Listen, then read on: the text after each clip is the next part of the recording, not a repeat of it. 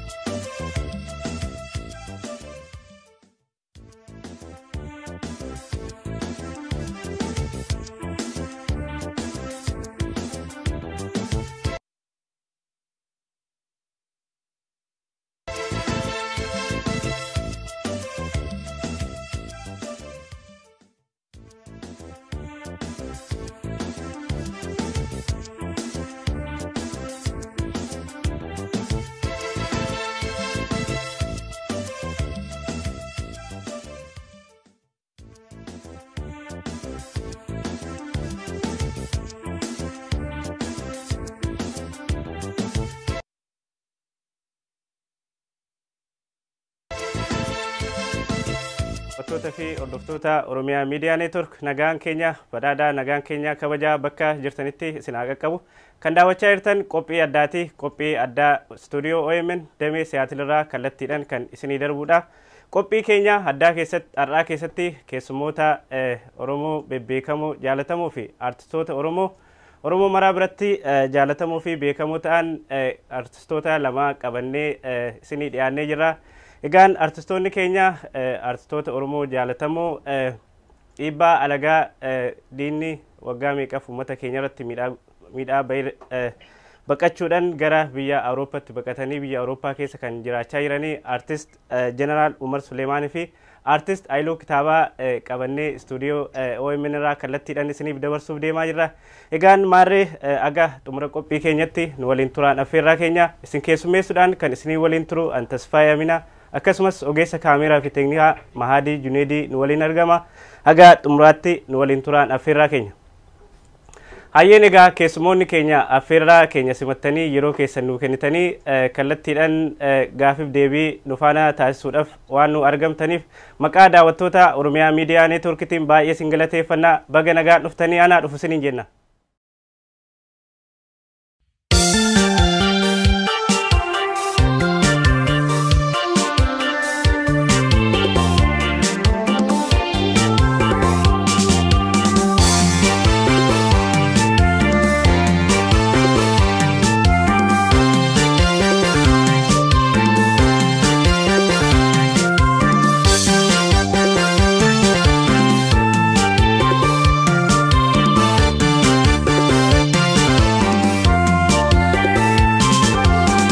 Armeetiya oe duketiya jaaladheeti miti bahe biya ol argina ofsi armeetiya jaaladheeti miti bahe biya ol argina ofsi armeetiya Armeetiya oe duketiya jaaladheeti miti bahe biya ol argina ofsi armeetiya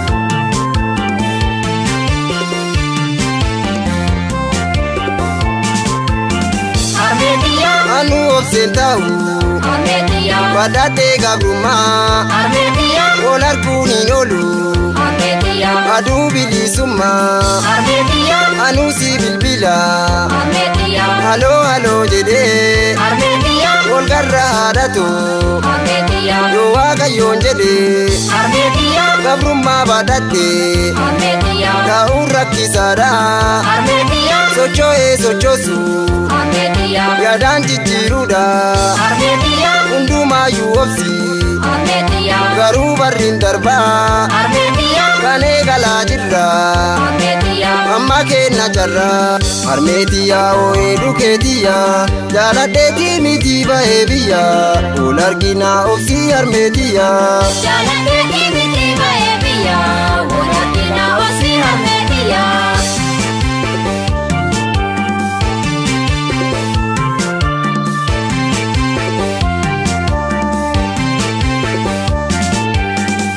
lale lale ane lale lale yo hararge genne jalan koda wanna badanno atkene anna ge gafanna itayya banole harka keessa qabda karrama galeti uila gafarda ya madda wolabu irresena kenna keessatta walame gonni saba kenna obsi male ilma sena kanke jimsi male obsi male ilma sena kanke guddis male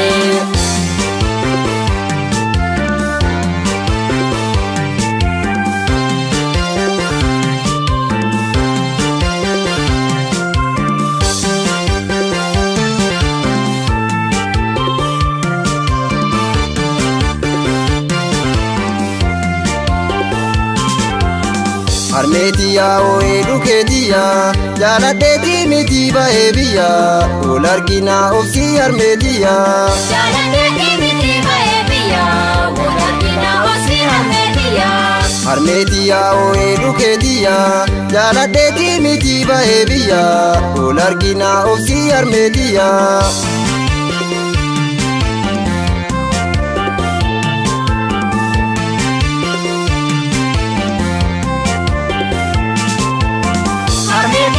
anu obsentau armetiya badate gabruma armetiya inolu armetiya adubi armetiya anu si bilbila armetiya halo jede armetiya wolgarra hadatu armetiya yo wakayon jede armetiya gabruma badate armetiya ka urra kisara armetiya sochosu armetiya yadan jijiruda armetiya unduma yu obsi armetiya garu barrin darba armetiya kane gala jirra armetiya amma kenna jarra armetiya oe duketiya jaladeti miti baebiya olargina obsi armetiya jaladeti miti baebiya olargina obsi armetiya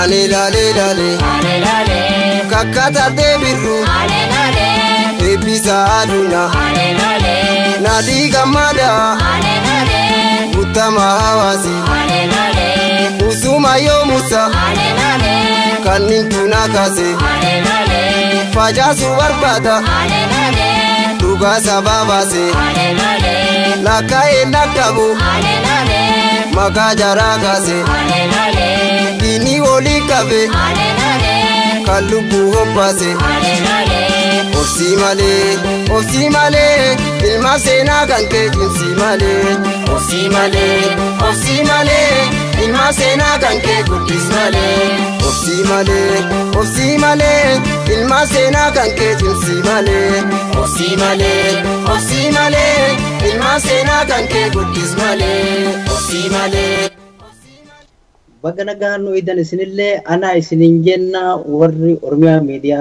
Network no afiri kesanif galatoma isinin jenna anis akkasuma guyyaa har'aan affeertanii Oromiyaa Media Network irratti gaafif deebiin waliin gochuu keessaniif galata guddaa qabdu ulfaadhaa isiniin jedha hayyee guddaa galatoma isinillee ulfaadha Marega artistoota keenya anillee yeroo jalqabaatiif akkasitti isin arguu kiyyaa fi baay'een itti gammada artistoota yeroo daa'imummaa kiyyaa ijoollummaa keenyarraa kaafnee dhaggeeffachaa sagalee keessaniin dhaggeeffachaa guddannee har'a akkasitti isin arguu kiyyaaf gammachuu guddaatu natti dhaga'ama. Haa ta'u egaa mee otoo gara qabxii keenyatti hin seenin dura qabxiiwwan egaa irratti mari'achuuf deemnu walumaa galatti gumaacha artistoonni Oromoo qabsoo Oromoo keessatti gumaacha maalii qabu aarsaa isaan kaffalan aarsaa artistoonni keenya kaffalan keessattuu waggoottan 27 darban kana keessatti artistoonni keenya gumaacha isaan qabsoo Oromoo keessatti kaffaltan irratti kan xiyyeeffanu ta'a. Maarree egaa kallattiidhumaan gara gaafii fi deebii keenyatti yoon isin dabarsu meegaa isin qaroo uummata Oromooti uummanni keenya namni isin beekne jira natti hin fakkaatu. Haa ta'u garuu ka'umsumaaf wal yaadachiisuudhumaaf bakka dhalootaa eessa dhalattanii eessa guddattanii amma eessa jirtu erga biyyarraa baqattanii hagam ta'ee jira waan jedhu gabaabsatuma nu ibsaa gaa. Namoonni beekaa uummatuma keenya daawwattootuma yaadachiisuuf akka nu mijatutti. Artist Umarraa jalqaba. Galatooma isinin jedhaa an Jeneraal Artist Umar Suleyman biyyaan itti dhaladhee Baale yoo ta'u uummanni ani irraa dhaladhe akkuma beekamu warra gaafa namni hirribaan dammaqin hirribaa dammaqee bilisummaa tanaaf qawwee barbaadata hamardooloon dhaqee warra baddaa Baalee keessatti xiyyaara Ingilizii harbufee gannaqe. Uummata san keessaa dhaladhee biyya sanitti dhaladhee lafa sanitti dhaladhee akkasuma ammoo garri biyya kanaa as bahuun kiyya ammoo gara waggaa 20 jala kan waggaa 18 wanti nu as baase ammoo haala sababa uummata keenyaati. Sababa kanaan biyya kana jira. Biyya an jiru amma biyya Norway Oslo. Ayyee galatoomaa Jeneraal. Gara artist Hailuu kitaabatti dhufaa mee isinillee gabaabsituma nu hima. Egaa gaaffiin kun yeroo mara yeroo interview goonu inuma dhiyaata otoo akka dokumentiitti waraabdanii keessanii yeroo hedduu nu gaafachuu dhiistanii bareeda. Irraan isinii deebi'a ani kan hin dhaladhe giddugaleessa Oromiyaa kibba lixa shawaa aanaa wanciittiin dhaladhe. Akkuma ati duraanuyyuu jettee sababa diinni karaa adda addaatiin dhiibbaa adda addaa nurratti godheeni gara biyya Noorweetti baqadhee ergan biyya kana jiraachuu jalqabee waggaa 17 guuteen jira amma biyya Noorweetiin jiraadha. Tole egaa galatoomaa dhugaadha isin qaroo uummata keenyatti Oromoon uummanni keenya namni isin beekne hin jedhee yaadu. Egaa daawwattootuma keenya keessattuu ijoollee lafaa dhufan kan aga tokko akka maqaa keessallee qabatanii numa beeku.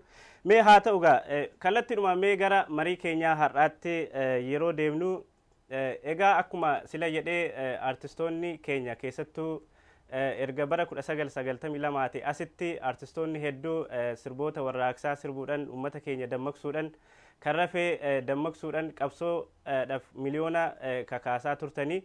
Mee haa ta'u garuu jalqabaa gaafa mootummaa kana wajjin kallattiidhaan kan walitti isin buusee akka wallee isin baastan keessa mootummicha kana wajjin mootummaa yeroo sana ture wajjin walitti isin buusee atattamaan biyya gadhiiftanii akka deemtaniif kan wallee isa kam ture akka kiliippii guututtis ta'uu danda'a akka singilittis ta'uu danda'a. Rakkina uumee yeroo sanatti biyya abbaa keessanii gadhiiftanii akka baataniif sababni guddaan kallattiidhaan maal ture yeroo sanatti? Gaaffii gaariidha. Dura artistoonni maaliin hojiin artistoota maalitti yookaan deebinu taate artistoonni ija uummataati. Ija fagoon laaltee daftee waa hubattu kennaa uumamaatiin artiin tasafaati masakamuun qabdu lugaama namaatiin. Hojiin artistoota afaan fi aadaa seenaa fi siyaasa uummata barsiisu. Siyaasa jalatti dhugaa awwaalamte qottee bollaa baaftee sabatti garsiisu.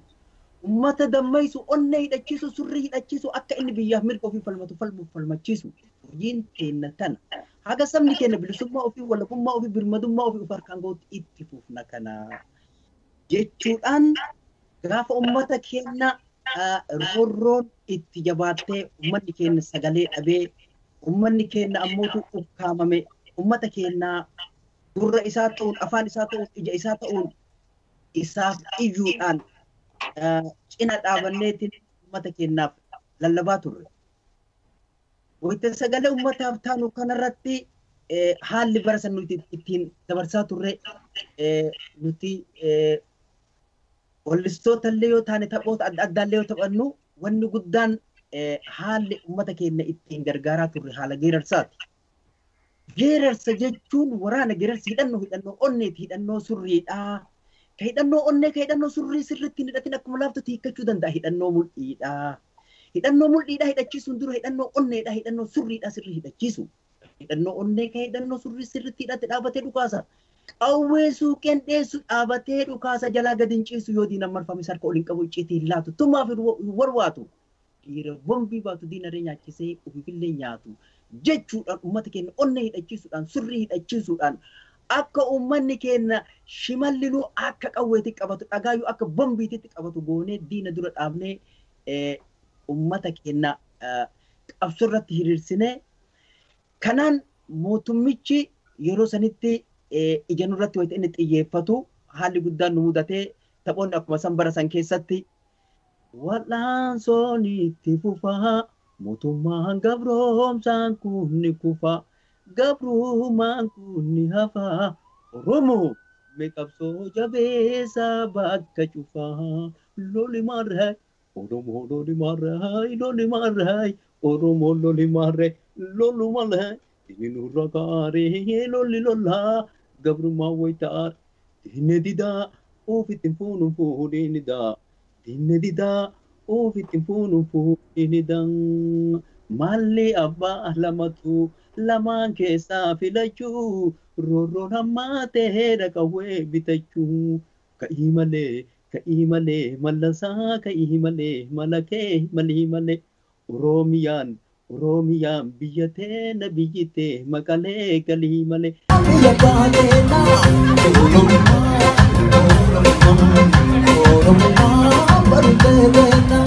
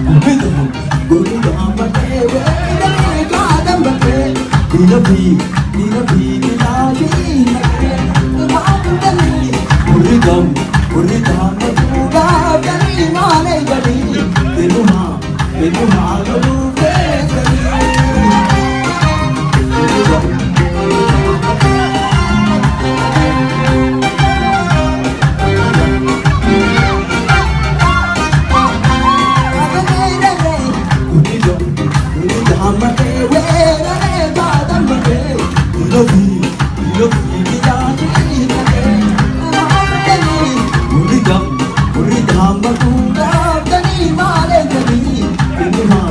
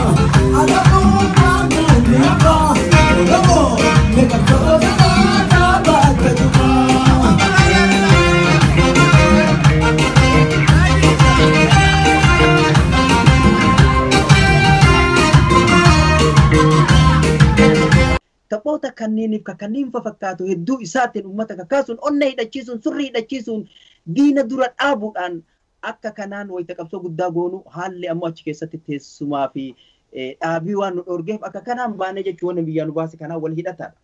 Baay'ee guddaa galatooma na yaadadhaanii kaasittii keessan hunda isaa sirboota keessan kan hin dhaggeeffannee jiru sirboota keessan akka rasaasatti keessatti baannee deemaa turre keessattuu yeroo sochii barattootaa high school irraa ijoollee yuunivarsiitii turan dhugaa dubbachuuf rasaasa caalu ture walleen keessanii mee gara keessan dhufaa artist Haayiluun keessanillee akkasuma walleewwan hedduu kan qabsoo hedduu weellistanii turtanii hunda isaanii hanga kiyyaanuman beekaa haa ta'u garuu kallattiidhumaan mootummaa sana wajjin kan walitti isin buusee atattamaan biyya sana gadhiiftanii akka baatan isin taasise maali akkasumas haalli waliigalaa yeroo sana ture Oromiyaa keessa biyya sana keessa maal fakkaata? Gaaffii bareeda galatoomii walumaa galatti artistii jechuun saba hin dammaqne dammaqsu artistiin nama hundumaa dura warra dammaqee namoota dammaqsuudhaaf sochii adda addaa godhee kanaaf artistoonni Oromoo qabsoo Oromoo keessatti gahee guddaadha qabu. Akkuma beekamu baroota 90 keessa artistoonni Oromoo bakka adda addaati godina adda addaarraa walitti dhufanii qabsoo Oromoo kana jajjabeessuudhaaf sirbaa turanii sirboota qabsoo jajjabeessan kan sirbaa turan keessaa namoonni baay'een yeroo sana dhiibbaa diinirratti uumeen baqatanii biyyaa ba'aniiru. Walumaa galatti ani wanti nan jechuu barbaadu sirboota afaan Oromoo sirbu gara 90moota dhumaarra sirba afaan Oromootiin sirbuun mataansaa bara wanjala ta'ee karaa itti diina jalaa baanu karaa itti baqannee diina jalaa dheessinu barbaadachuudhaaf dirqamneedha jechuudha baroonni sun. Egaa haa ta'uti ani sirboota qabsoo sirba adda addaa tanii sirbee sirbootan qabsoodhaaf sirbe keessaa jalqaba irratti kaaseettii kiyya jalqaba irratti kan hin sirbee isin yaadachiisuudhaaf Abaa yaa abbaa biyyaa siin yaada halkanii guyyaa kootu meesummaa wayyaa abaan abaa'oon kallacha Oromooti nuti siin hin beeknu warri kaan maalinni Oromoo qabsaa abaa'oo jalatti alagaan nu soobaa abeekaan nu nuti alagaan nu soobaa abeekaan nu nuti. Woboko iyaleencaa bosonaa abshir jajjabaadhu adaraa siin jennaa dargaggoon Oromoo harka wal qabadhaa wayyaanee mancaasuuf wal cinaa dhaabbadhaa kan jedhu kabiraammoo yoon itti sii dabalee nu biyyi keenya Oromiyaa ollaatti beeknaa Itoophiyaa Oromiyaan biyyuun hunda caaltu Itoophiyaa jechuun maan waamtu kan jedhuuf kanneen hedduudha. Akkuma yaadattuufiin kana lamaan keessaa si qabachiise dhugaadha diinni afaan Oromoo dubbachuunu bara rakkinatti ta'edha bara nu yabaanu sababa kanaatiin inni gabaaneen siin jedha.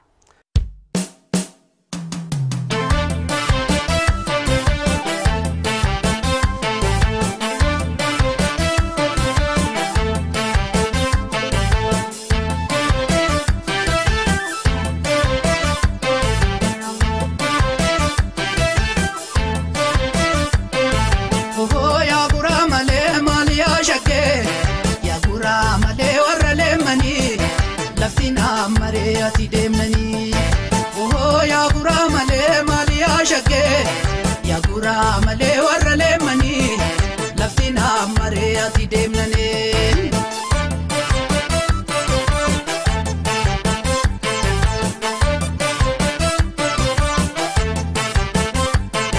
Karaa Finfinnee gubbaa maali yaa shakkee tokkichi fardeen lama naarkisu tokkichi fardeen lama naarkisu.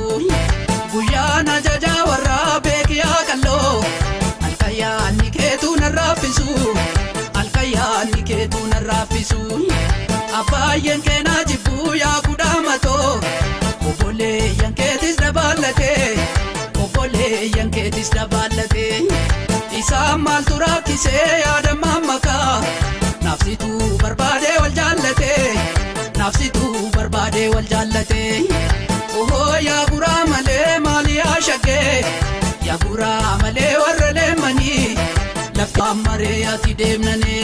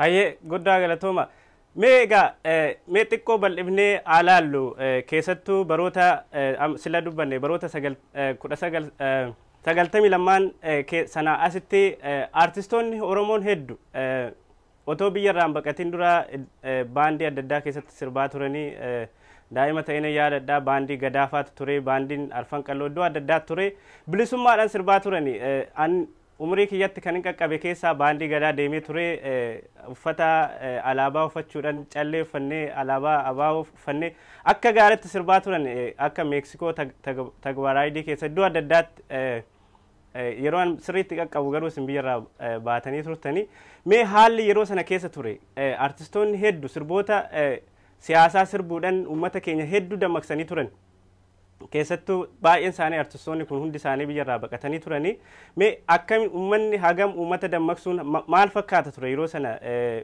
naannawaadha magaalaa irratti xiyyeeffateeti moo gara baadiyyaa yookaan godinoota adda addaa deemanii uummata sochoosuun uummata dammaqsuun akkasumas dhiibban immoo mootummaarraa isin irratti qaqqabaa ture akka baandittis haa ta'u akka nama dhuunfattis haa ta'u haalli yeroo sana ture artistoota keenya irratti dhiibban haga biyyarraa bahutti dhiibban guddaan TPLF'n uummata keenya irratti darbee artistoota keenya irraa isinirratti qaqqabsiisaa ture mee bal'isaati maal fakkaata ture 90moota sana keessa haga biyyarraa baatanitti akkamitti immoo sarvaayibii gochaa turtan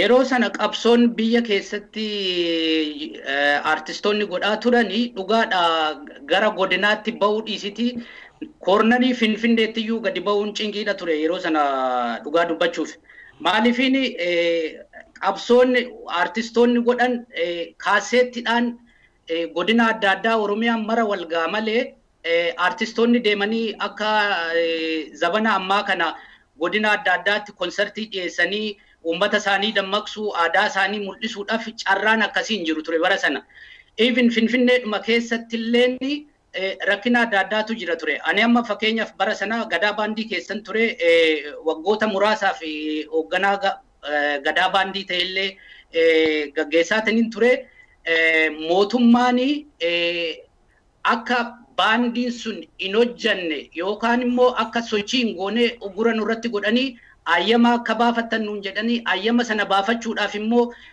waajjira qabaachuu qabdaa bakka itti tireeningii gootu qabaachuudha qabdaa sana mara hedduu rakkanneet haa ta'uti namoonni Oromoon karaa adda addaatiin nu gargaaraa turan jiru achi keessaa fakkeenyaaf abbaa hoteela hawwii isheetu kitil nu gargaaree biiroolee hoteela isaa keessatti nu kennee bakka tireeningii itti goonullee nu kennee amma tokkoof socho'aa turre garuu akkuma ati sila jette sana diinni nu hordofuu nu duukaa bu'uu waan hin dhiifneefu nulleen itti fufnee hojjechuudhaaf dhiibbaan nurra waan dhaqqabeef gara dhumaarratti 90moota keessa gara dhumaarratti akkuma jirutti dhiifnee biyyaa baqachuudhaaf yookaan immoo diina jalaa baafachuudhaaf gara ollaatti baqannee akkasitti biyyaa baane walumaa gala artistoonni Oromoo qabsoon isaan gochaa turan kaaseettiidhaan Oromiyaa keessatti faca'ee uummata bira gaa malee Finfinneedhaan alatti baanee takka konsertii tokko qopheessinee uummata keenya dammaqsuudhaaf hiree akkasiillee hin arganne carraa akkasii hin arganne kanaaf rakkoo guddaatu nurra gahaa ture sana bira darbinee immoo artistoota nu waliin deemaan waliin hojjechaa turan kan nu bira ajjeesan hedduu isaaniitu jira osoo nuti achi jirru warra ajjeesanii reeffa isaanii gara naannoo dhaloota isaaniitti ergine kan akka Eebbisaa Addunyaatu jira kan nu biraa qabamanii mana hidhaatti dararamanii du'an kan akka Usmaayyoo Muusatu jira kan akka Maaramee Aqsatu jira itti dhufnaa baandiin nurraan gahaa ture bal'aadha itti dhufnaa warra artistoota wareegaman illee gaafii qabaa sanarratti bal'inaan nu ibsitu itti fufa baay'ee gaariidha akkuma obbo Hayduun amma ibse kanatti waan baay'ee ibsee xiqqoo duubatti achi isin deebisuudhaaf baandiidhaan amma yeroo san achi keessa turanii ummanni keenya akkuma gaafa guddallee irraa tamsa'ee yaa'eetiinuyyuu nama mataa isaa walitti qabu dhabeetiniin akkuma faca'een bakkuma arganiin haguma danda'an qabanii moonatti oofanii hidhaa turanii ummanni illeen ammoo faca'eetiin nama mataa isaa walitti qabu dhabe sana booda sababa artistootaatiin mataan isaanii walitti dacha'e duruma duraatu achi keessa dhaabaa miti yookiin ammuutuyyuu mootummaa miti ka walitti qabe.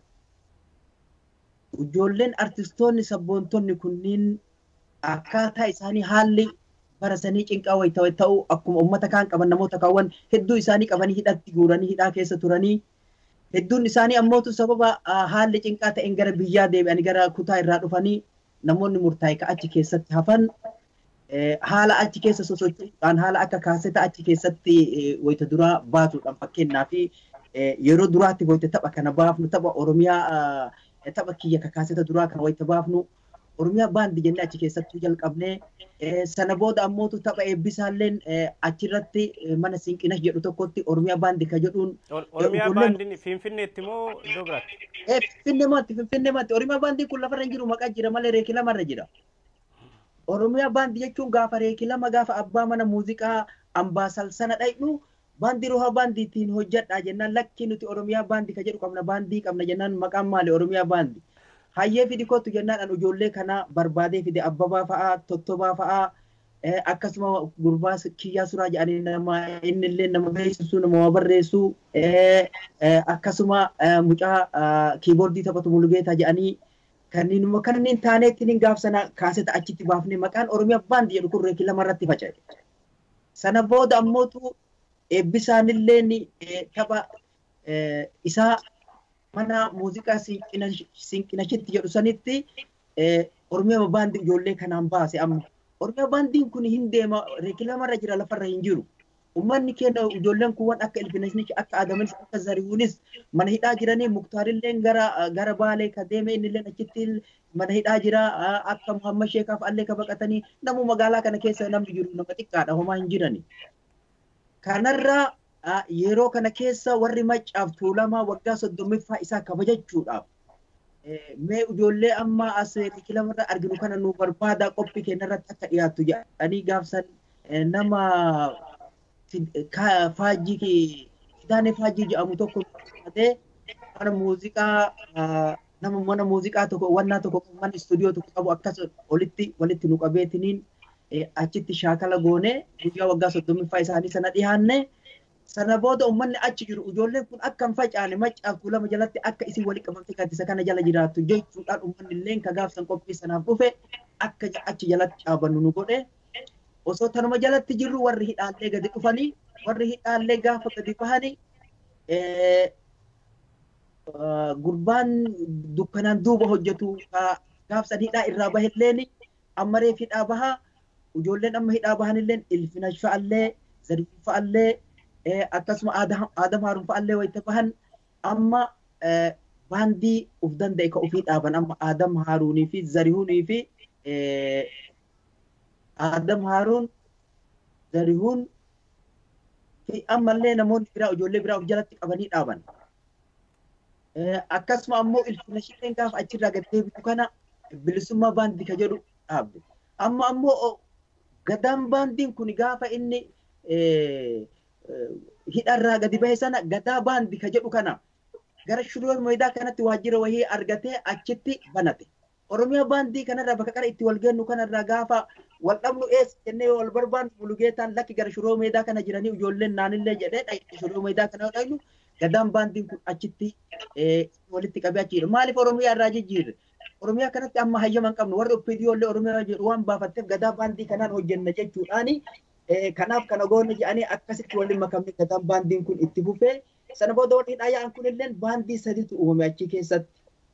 Waldaa baandii sadiinitu ture.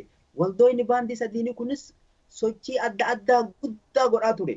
Gaafsa uummata keenya keessa socho'uudhaan achi keessa Finfinnee san keessatti agarsiisa adda addaa argisiisuudhaan maccaaf tuulama irratti ammoo tuyyuu ji'a ji'aan argisiisuudhaan kun akkanatti bal'ataa dhufee kana keessa wanti bal'aan ture jidduma tanatti ammoo gadama baandii kana keessa iyyuu erga wayita turree gadaa baandii kanarraa achi sochoonu gurbaa biqilaa jedhamuu fi akkasuma ammoo tuyyuu alamaayyoo mucaan kunis amma hin du'ee mulugeeta kana fa'a eebbisa addunyaa kana fa'a waliin ta'uudhaaf Oromiyaa baandii aadaaf seenaa ka jedhamu tokkollee baafannee kana maqama kiyyaan baasee hojjette kana waliin hojjetaa turre eegari ammoo gaafa Finfinnee dhufte. Wanti isin jettu gara garatti faca'uu irra wal gargaarree humna tokko waliin taana jechuudhaan anilleen gara bilisummaa baandiititti waliin qophaa'uudhaan jara kana waliin seenne biyya san keessatti qophiin guddaa akka addaatitti uummata keenya dammaysuudhaan baandonni kunniin ofiiti uf sochoosuudhaan uummata nama isa sochoosu hin qabne kana sochii guddaa achi keessa argisiisanii gaafa dubbiin jabaatee jedhe nama hedduu nu biraa hidhanii nama hedduu nu biraa qabanii dhabamsiisanii fakkeenyaa fi nama jireenya ayyaanaa jedhamu mucaan waliin yeroo sana sirba bakka inni bu'e isaan beeynu nama Yoosef jedhamu inni kun amma osoo tubanii egeriitti hidha gaafa bahu achi dadhabee du'e akka Usmaayyoo Muusaa akkasuma ammootu akka eebbisa addunyaa nama osoo arginu ajjeesanii dhiibbaan gugurdaan gaafa inni gahaa ture uummanni keenya achi keessatti rakkoon gugurdaan irra gahee akka har'aa kana dammaqaa miti uummanni illeen dammaqinsa osoo qabu ukkaamama qabaa warri ammoo nama hidhu kun OPDOon akka har'aa kana dammayitu qophii qopheessitee ofiifuyyuu dhiyaattee nama dhiyeessitee teettee waltajjii ilaaluu dhiisiiti sagalee maadhee kaaseta dhageeffattaniif argufti nama gaafa sangadi. Bara kana ofiifuu teettee dhageeffatti bara bilisummaati. Kanaaf waan gaariidha. Kanaan keessa tarree isin jedha akka kana biyyaa nu baase dubbiin. Hayyee galatooma mee immoo gara kan silaa isin kaasaa turtanii egaan akkuma beekamu egaa artistoonni Oromoo qabsaa'ota malee sirbitoota hin turre fakkeenyaaf sirbitoonni kaabashaa kabiraa sirba sirbanii maallaqa irraa argatu bu'aa adda addaa irraa argachaa turan. Artistoonni Oromoo garuu haga har'aatti qabsoorra jiru. Kaleessas qabsaa'aa turtanii arras warri haaraa isin jalaa dhufanillee qabsoodhumarra jiru. Bifuma kanaan bara 1990 keessaa qabsoo hamaa egaa yeroo sanatti gaggeeffamaa ture keessatti artistoonni keenya adda dureedhaan beekamtu uummata dammaqsuudhaan miliyoonota sochooftanii gara sabboonummaatti fiddanii turte. Haa ta'u malee yeroo sana keessatti egaa artistoonni keenya bebbeekamoon kan akka Eebbisaa Addunyaa, Usmaayyoo Musaa, Yoosef Gammachuu Maaramee fa'aa kan sila isin jettanu aarsaa lubbuu kaffalanii jiru hedduun qaama hir'atanii hedduun keessan immoo biyya abbaa keessan irraa humnaan godaantanii jirtu. Mee haala artistoonni keenya yeroo sana akka Eebbisaa Addunyaa fa'aa itti wareegaman akka Maaramee fa'aa Yoosef fa'aa mee achirraa kaasatti uummanni keenya sirriitti akka hubatuu fi aarsaa artistoonni keenya lubbuu isaaniitti kennan qabsoo isaanitti wareegaman kana mee artistoota sana haga silaa yaadattan kan dhabaman akkasiin hojjettan maqaanuudhaati mee achirraa nu yaadachiisati waan nu jedha. Bara 1987 irraa jalqabnee hamma bara 1995 maneedhaa keessatti hin kennine garuu wajjin turre arraatana ciraan kan diinni addunyaa irraa galtees jiraachuu danda'a kakka eebbisa addunyaa fa'a kakka gurmuu ayyaanaa fa'a isaan hunda namoonni biraattis akkasumatti kan diinni dhabamsiisee baay'eetu jira.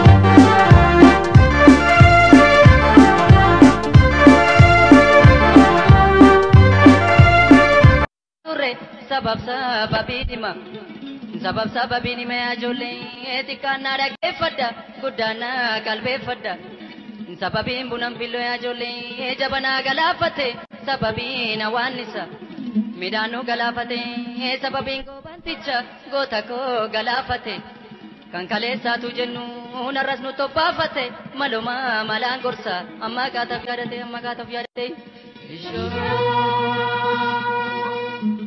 ya garembi ya Kenya ya walali ya jorgo hangafta boti Kenya korma sitin kallere wagga baradera dab kolo sitin kallere akuma nama konne Kenya mabbadelata warra belas maftane mekuma nama lolle mirga Kenya smabdamne numal yakine lata numal.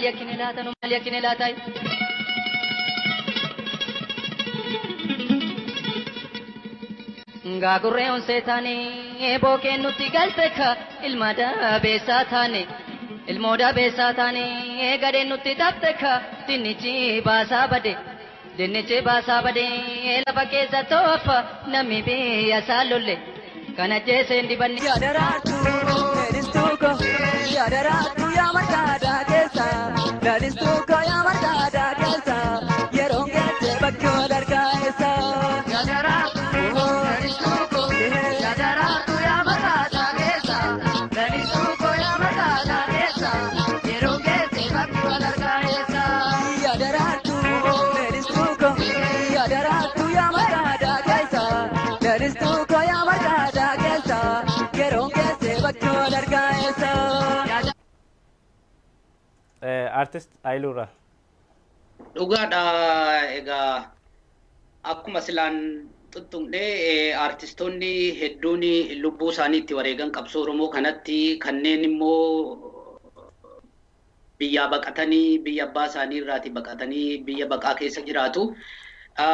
Yeroo biyya turre sana artistoonni amma lubbuu isaanii itti wareegaman suni akkuma keenya halkanii guyyaa itti aartii Oromoo kanarratti ifaajjanii waan humni isaanii danda'e mara gochaa turanii haa ta'uti diinni xiyyeeffannoo keessa galchee yeroo adda addaa artistoota isiniif barumsa ta'a fakkaata dubbiini warra jiranii fi nu bira ajjeesaa hidhaa ture egaa warra hidhamanii aga har'aatti illee bakka isaan ga'an hin beekne keessa artisti jireenya ayyaanaa sila artisti Umar maqaa kaasee tuqee jira.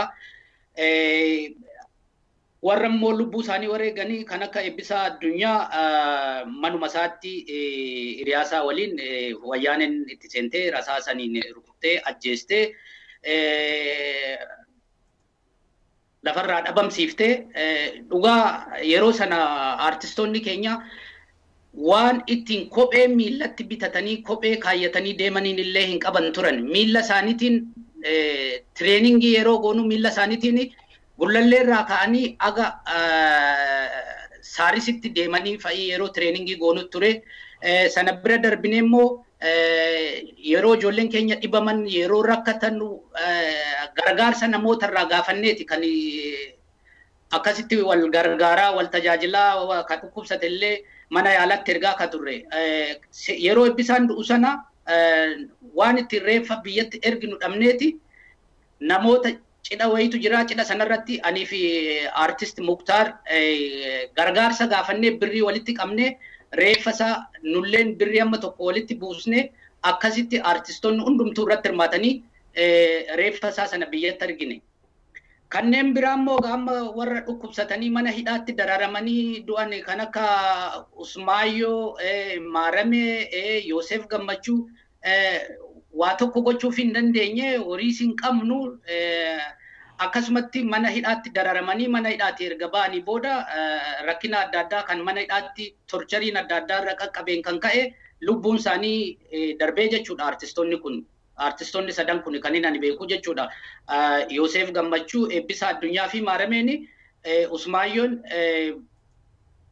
reebicha wayyaaniin mana hidhaatti irra dhaqqabsiiften lubbuun isaanii darbe. Osoo horiin jiraatee nama isaan tajaajilu erga mana hidhaatii ba'anii mana yaalaa deemanii tajaajilamuu danda'anii wanti tokko tokko godhamee fi lubbuun isaanii jiraachuu malata. Aga du'aatiif qaqqabuu dhiisuudha malu ture. Sababa rakkina adda addaatiin egaa kun waan kana keessa darbineeti nuti warri lubbuudhaan jalaa baanee baqannee miillaanis kan tiraanispoortii argannes akka tiraanispoortii argannetti biyya alaatti baqannee jalaatii baanee biyya alaa jirra. Jireenyi biyya alaa immoo maal fakkaata yoo jette gaafa gaaffii sana naa dhiyeessiten deebi'eesii amma kan kanarraaf immoo gara Umarittiin isin dabarsaame Umar waan inni irra darbe immoo isin haa yaadachiisu. Ayyee asumaan itti dabaluuf egaa isa jireenya alaa jettan inni gaafii koo biraatti itti dhufna. Meegaa keessattuu egaa yeroo ammaa kana akkuma argaa jirtanii biyya sana keessatti jijjiirama tokko tokko jira. hidhamtoonni siyaasaallee kan eessa buuteen isaanii dhabaman kan akka Nadhii Gammadaa fa'aa Dabbasaa Guyyoo fi kan biroollee hedduu jira. Akkasumas artistoonni Oromoollee eessa jiraachuun isaanii hin beekamne kan nama sin tuqxanii kan akka jireenyaa fa'aa hedduutu jira. Eebbisaa Addunyaa fa'aa warreen kaan immoo lubbuudhaan wareegamanii jiru. Yeroo sanatti mee isin hundi na yaada dhagaa hundi keessanuu yeroo sanatti sirboota warraaqsati kan isin sirbaa turtan addatti garuu Eebbisaa fa'aa Maaramee fa'aa Yoosef fa'aa addatti maaltu adda isaan godhee artistoota biraarraa qobaatti qabamanii fo'amanii ajjeefaman hundi artistoonni hunduu sirboota warraaqsaa weellisaa turtanii akkuma tasaa qobaatti argataniit immoo addatti fo'amanii adamsamaa turan yeroo sanatti itti dabalaatii haaluma yeroo sana ture wal qabsiisatii naa ibsaa jeneraal. Kuni haalli bara san keessa jiru bakka silaa nama argatanitti akka nama argatanitti eenyumaan dhiisan. Yoo carraan akiitii dhufee sirra buuse tokkomaan dhiisan rabbomaatu carrama kennatu hin gahin malee waan isaan nama filatanii nama ajjeesan hin turre gaafsan. Kanaaf guyyaa gaafa inni du'uu kana halkan edaa kana du'e jedhanii ganama wayte isaan naan ganda ani jiru tokkotti wayte bilbilaniitiin jedhan achitti dhagaheetiin yoo jedhu dhugaanatti hin fakkaanne edaa Eebbisaa ajjeesanii jiranii jedhanii wayte isaan jedhanii ijoolleen ammoo bira turte biraa baqatteetiin ganda keenya bulte jedhaniitiin bilbilan. Yoo ammoo gara hawwii kanallee bilbila ijoollee gaafa du'ee dhageennee jirraa jedhan ijoolleen yeroo sanitti karaa ganda hawwii kanatti warroota amma kunooti amma achi ganda achi hojjetan jiranii warra hawwii hoteelaa kan hojjetan jiran ijoolleen kenna gadaa dubbiin dhugaadhaa jedhani. Bilbila Ilfinash bira waan akkanaatti jiraa jennaan Ilfinash ammoo lakki dhugaa miti jette dhugaadhaa jedhani. Eenuma keessattuu faffa ani soonan ejjeerra meeni soonan ejjeerra citaa xinnoo taatullee meeni soonan ajjeessa shaniif ja'a taatullee 11 taatullee. Nama dhagahe. Amma atattamaan osoo daqiiqaa tokkoon turiin ol koottuu naan jette mana isiititti bira dhaqe. Yoo dhaquu nama Baqqalaa jedhamutu jira, nama Waaqshuum jedhamutu jira. Ammallee obboleettii Abbaayyee nama jedhamu tokko Margee jedhamti intalli tokko achi jirti. Ijoolleen bira jiranii haa kaanu nu kaasaa jettee isin. Bakkuma reeffaa sana dhaqnaa nu kaasaa nu haa kaanu jette. Nulleen kaaka isin jette akkamitti jala hafna jaluma kaanee yoo achi geennu namni ammootu akka Haaji Biiftuu fa'aa adaa namni dhagahee jira ittuma gati suquu bakkuma sana dhaquu dhabe malee duuka ol fiffiganii hin deeminaa isinillee itti dabalanii hin deeminaa jennaan nuti amma takka silaayyuu nama osoo nama ate kennan nu biraa ajjeesan osoo amma asitti haafuu nurra hin jiraatu itti nu haa dabalan ka jedhu kanaan daayirektii bakka mana inni jiraatu sana dhaye bakka mana isa itti ajjeesanii reef isaa jiru sana jechuun egerii reef isaa fuudhanii achi deebisanii jiru. Mana yaalaatii bahee achi yoo dhaynu mana san keessa warroota inni bira irraa kireeffatetu kooboo lafa kaahee kadhataa ture achi. Mana san keessa namni tokko simbirri tokko bira hin jirtu namni bira jiru nama qabuu miti jedhaniiti. Nuti wayitti sana saanii sana kooboo isaan fuudhan sana jalaa fuunee horii kuma tokko walitti baafnee Ilfinash Baqqalaa akkasuma Waaqshuum ammallee warroonni jiran sun walitti qabne yoo nu jennu daqiiqaa tokko boodatti ummanni Oromoo ka qara namni tokko simbirri hin jedhe dhagaa mukni kun lafti bakka gad dhaabatu qabame. Namni kun qaraa itti siquu dhabe malee as keessa jira. Akkasiin mucaa qara achi keessa jiru kana Oromoo wayituma sanuu warri maccaaf tuulamaallee fiigee dhufee makiinaan gadi duudee namni gadi duudee amma ka mucaa qara laasatti kufeetti hin jedhu amma nama argatee namni nuyyuu ka amma kamtu qabaa kamtu ol fuudhaaf kamtu gad fuudhaayyuu. Kana bira geennee egeriitii uummanni kennalleen jajjaba ture argitee haaluma isaatti cinqaa ture malee akka saniin osoo wal irraa hin dheessin uummata keenya dura buunee reeffa kennallee kaasisiifnee jirra. Akka inni bakka sana osoo nuti itti gadi hin deemini reeffa sana namni dhaqee fuudhu hin jiru. Wayita nu bira dhaynu warra inni mana kireeffateetu bakka sanitti ko irraa kadhataa jira namni wayii asitti du'e jedhame. Yoo nuti dura gadi buunee dhayne Oromoon aayyaa abbaan dhagaamuu inni osoo lafarratti nafin bakka sana buute. Bakki kun amma namni kun nama jiru Ilfinash nama jirtu Baqqalaan nama Awustiraaliyaa jiru nama jiru Waaqshuum kunooti nama amma kunooti biyya Bargan kana Ilfinash waliin jiru waan ruhii qabu waan ruhii hin jiru waliin.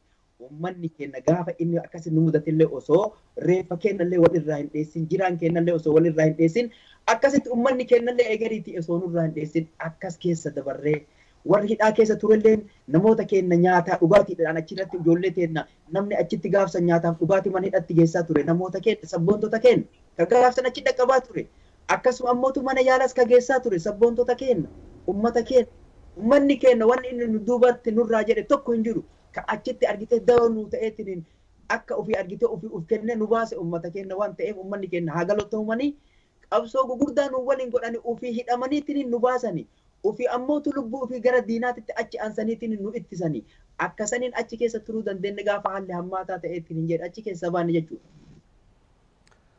Hayyee ulfaadha galatoomaa hedduu kan nama gaddisiisudha wanti artistoota keenyarraa gahaa ture yeroo sanattuu artistoota keenya lubbuu wareegaman akka Eebbisaa Addunyaafaa Usmaayyoo Musaa artist Maaramii Harqaasaa Yoosef Gammachuu hedduudha artistoonni keenya wareegamanii gariin immoo kun akkuma keessan biyyarraa godaananii biyya ormaa keessatti argamtu mee gara sanatti sin fidaga mee egaa erga dirqamaan dhiibbaa diinni dhiibbaa isinirratti uumee biyya keessan irraa godaantanii artistoonni hedduu biyyoota addunyaa garaagaraa kana keessatti facaatanii argamtanii jirtu yeroo ammaa kana mee maal fakkaata jiruun biyya alaa artistoonni keenya erga biyya keessan irraa godaantanii jiruun biyya alaa kunii fi aartiin akkamii waliin deemaa jira hamileen keessan cabeera akkuma durii jirtuun beekaa haa ta'u garuu jireenyi alaa artistoonni keenya biyya alaa kana keessa jiraatan maal keessa jirtu eessa jirtu mee haala amma qabsoon biyya keessaatti deemaa jirullee gara boodatti kan laalu ta'a mee kanarratti artist Haayiluu maal jettu? Galatoomii jireenya biyya ofiirraa erga baqatanii ba'anii jireenya biyya ormaa nama gaafachuun egaa baay'ee rakkisaadha. Jiruun biyya ormaa ulfaataadha. Hedduu ulfaata. Egaati immoo biyya itti dhalanne biyya abbaa keenyaa irraa diinni nu ari'ate warrumti biyya isaaniitti dhufnee isaan irra jiraachaa jirruyyuu nu jiraachisuu isaaniitiif bakka qubannu bakka jiraannu akkatti jiraannu karaa nu garsiisanii nu qubachiisuu isaaniitiif iyyuu isaaniifis galatan kennanii jireenyi biyya ormaa dhuguma ulfaataadha. Akkuma isin martinuu beektan isinillee sanuma keessa jirtu erga baqannee biyyaa baanee as dhuftee biyya namaatti afaan barachuun aadaa biyyaa barachuun qilleensa biyyaa barachuun hedduu ulfaataadha. Sana mara keessa darbinee amma rabbi galata argatu egaa nu hundumti keenya biyya itti qubanne kana keessatti maatii horannee jiraachaa jirraa hojiillee qabnaa hojjetaa jirraa akkuma sila tuqxee hojii aartirraa garuu hedduu fagaannee jirra. Hedduu fagaannee jirra. Amma tokko fagaannullee qalbii fi yaadan immoo takkaa irraa fagaannee hin beeknu uummata keenya kana yaadachaa nulleen immoo waa'ee aartii sanaa karaa dandeenyuun bakka dandeenyutti yeroo dandeenyutti ammallee waa'ee aartii sanaa hojjechuun dhiifnee amma gara fuulduraattis yoo taate hangama kiyyaanii amma lubbuun kiyya jirutti amman danda'utti amman waa tokko uummata kiyyaaf gochuu danda'utti ittuman fufa. Warri kaanillee waanuma akkasiitti yaaduma akkasii qabu jedhee tan inni abdii qaba. Ka guddaan immoo nu gammachiisu ani kan inni itti gammadu nuti akkasitti baqannee biyyaa baanee Oromiyaan qullaatti dabnee artistoota dabiliin nu bira darbanii harka meeqa nu caalan artistoota jajjaboo dargaggoo lafaa baanuu itti uumnee isaan itti dabarsinee baanee isaan kun Oromiyaa keessa maal akka gochaa jiran addunyaarra naanna'anii maal akka gochaa jiran isin iyyuu argaa jirtu sanatti guddisnee gammannaa guddisnee boonnalleeni rabbi galata argatu isaan bakka buufnee jirra. Egaa jireenyi biyya ormaa kun jajjabaadha akkasumatti jiraachaa jirraan siin jedha gabaabaadhumatti. Ayyee galatooma. Egaa keessattuu artistoonni uummata keessatti hojiin illee kan sila akka gaariitti hojjetamu haa ta'u gaafa dirqiin rooroon ammaatti immoo lubbii ofii baraarsuun wama jirudha. Mee isin immoo artist jeneraal Umar immoo maal itti dabaltu keessattuu uummata ofiirraa fagaatanii aartirraa illee fagaachuu yaadan fagaachuu yoo dadhaban uummata ofiirraa gaafa fagaatanii aga tokko nama dhaga'amaa isin akkamitti ilaaltu artistoonni keenya maal keessa jiru aartii fi saba irraa fagaachuun dhiibbaa maalii qaba? Galatooma qaamaan fagaanne malee takka uummata keenya irraa fagaannee hin jirru. Halkan tokko uummanni keenya maal irra oole, maal irra bule, maal irra jira jenneetiin ija takkaan rafaa, ija takkaan laalaa jirra. Wanti gaafsan biyyaa nu baase inni guddoon uummanni keenya gaafsan daangaa haga daangaa akka har'aa kanatti socho'eetiin qabsoo ofiitti hirmaan. Wal cinaayyuu akka ammaa kanatti argitee dammaqaa ta'e wal bira hin dhaabanne. Warri amma mootummaan ijaarate warri akka oppidiyoo kunuu dammaqina hin qabane. Gaafsan warra dura deemee takka takkaan argitee ganda keenya beeku, maqaa keenya beeku, karaa keenya beeku, karra keenya beeku, tokko tokkoon kan gannu gurguru jaratu.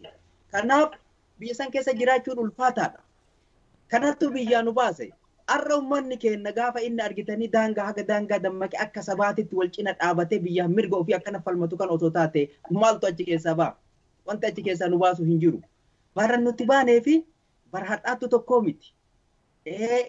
Yeroon suniif warri amma argitanii qabsoo bara saniitiif qabsoon bara hadhaa yoo wal biratti ilaalle waan gara garaati. Qabsoon bara sanii qabsoo jajjabdu, qabsoo hadhooytu, qabsoo murannoo barbaachiftu, kutannoo barbaachiftu. Ejjatanii deemuun nama gootu, ejjannoo murteessaa mushaatiin akkan kee yoomuu ittiin mootu. Ejjatee deemuu ejjechuun wallaalu. Ejjannoo madaala sabni kee onnee isaa keessa ittiin si madaalu. Daawwitii sabni kee surri isaa keessa ittiin si ilaalu.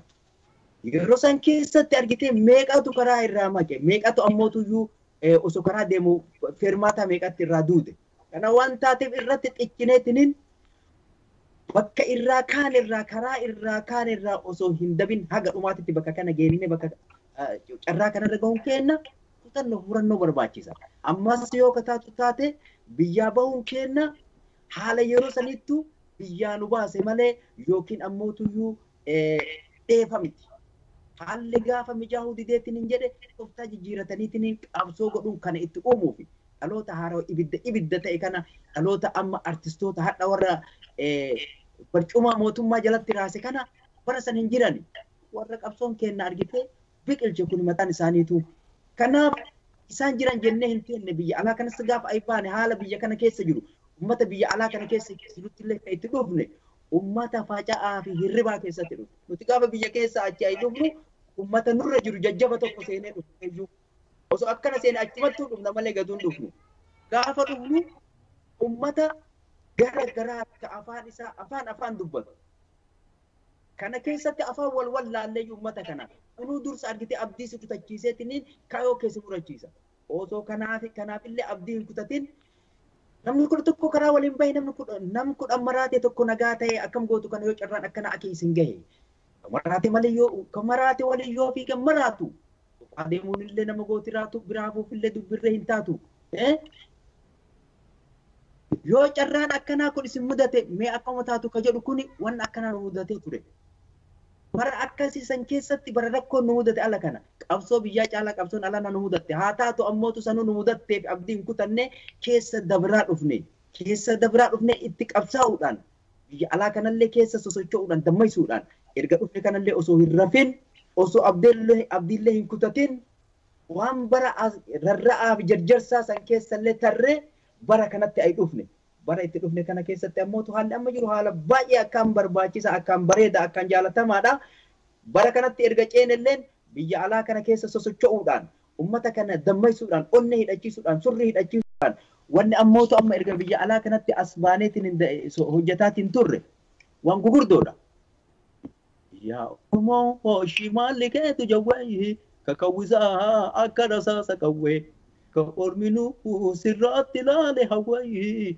Akkamittiin si keessa yaati dawwee shakashakii irraa hiikadhuu qawwee shakashakii irraa hiikadhuu qawwee lafti teenaa diinne irraa hin kaanu lafti teenaa diinne irraa hin kaanu biyyuma teena irratti nuti dhagaa si cabsinee ati fookii jarratte wardiyyaa kee diinne siin taanu teena tara agadhiisan karaa Oromiyaa biyya teena qaraa dinnaan maraa waali haraa biyya siititti raraa. Kan jedhu kunniin taphoota baay'eedha. Taphni akkasii kunneen amma erga biyya alaa kana kabaaneetiin hojjetaatiin hin turre. Ibidda goonni dibbe irraa saaqe itti qabsiise gubee laali dhaloonni gubee ginci gubbaa bobba'uu galqabe Oromiyaa guutuu waliin dhaqqabe diinni fiigee homaa dhaamsuu dadhabe warri waliin fiigu garaa wal dhabe osoo waliin fiigu hudhee wal qabee wal kuffisee gaggabe amma silaa osoo waboon dhaqqabee lafatti ree gaggabe na dhaqqabaa jedhee uummanni yaada akka biyyaa jajjabee sabni roorroo dadhabee. Kunniin taphoota adda addaati wanti ala kan keessa sochoosaa jiru. Rafuutti hin jirru maaliif biyya teenya irraa fagaanne jennee akkasumas ammoo geette yeroo nama geette amma geette goonni biyyaa faati deette. Hati teete laala Oromoon biyya keessa bishoofi falmataa jirti kaa wal dhageet warri biyyaa lubbuu fi kafaleetu lolaa warri alaa walii galteen kafaltii hin barbaaddu tolaame walii nu galaa bilisummaan dhaabatteen eegaa jirtiree balbaraa qeerroo. Kunniin amma taphoota ala kana baanee uummata keenya onnee ittiin hidhachiisu sirrii ittiin hidhachiisu tokko lamaa miti wanti biyyarraa fagaanne jechuu hin dandeenyu. Qaama keenya fagaate malee yaadni keenya bakka uummanni keenya amma irra jiru irra jira hojiin keenyas akkasuma irra jira. Fakkeenyaaf amma yoo itti ka fudhannu taate qeerroo jechuu yaa qeerroo jajjabee akka feerroo dhaala gabrummaa didee tokkummaan falmataa jiru roorroo biyya keessaa. Diinaan kokkee wal qabaa jiraree argitaa hin dhageessaa birmaduu maaliif teessan qeerroo jechuu yaqeer jajjabee akka feerroo dhaala gabrummaa didee tokkummaan falmataa jiru roorroo biyya keessaa diinaan kokkee wal qabaa jiraree argitaa hin dhageessaa birmaduu. Ummata keenya ka biyya alaa kana akka ummata keenya ka biyya cina dhaabatu qabsoo biyya alaa ummata dammaysuun onnee hidhachiisuun surrii hidhachiisuun tokkummaa isaa hidhachiisuudhaan qabsoo biyyaa deemaa jirtu ummata keenya ka biyya cina dhaabuudhaan sochoonee sosocho'uudhaan addunyaa kanarra socho'uudhaan ofii kenna osoo namni nu sochoosin fakkeenyaaf aan akka nam tokkootitti hiriyoonni kiyyas akkasuma aan akka nama tokkootitti akka nama waan narraa ilaalchisu tokkootitti socho'ee sochoosuudhaan ummata kiyya sochoosaa jira artistoonni kennalleen kana fakkaatan akkasuma ammoo warri maqaa kanaan ala bahan akkuma danda'anitti yeroo danda'anitti bakkuma danda'anitti socho'anii ummata keenya dammaysaa jiranii sochoosaa jiranii kana fakkaata haalli jiru takka irraan fagaanne bakka kana qaamaan fagaanne malee. Dhugaadha. Sun dhugaadha. Haaluma fageenya malee egaa uummanni keenya hedduun biyya abbaa isaatirraa egaa humnaan dhiibame artistoota qofa miti hedduutu jira uummanni keenya.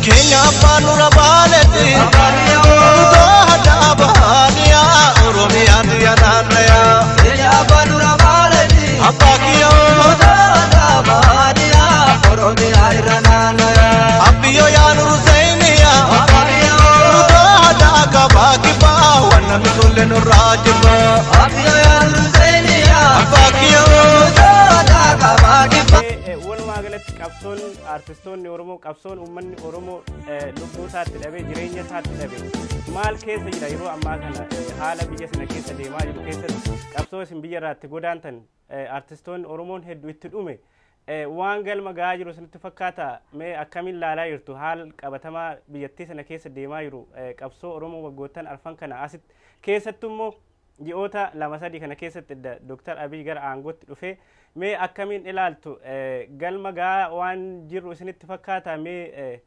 yaada keessan dhaga'uu barbaada.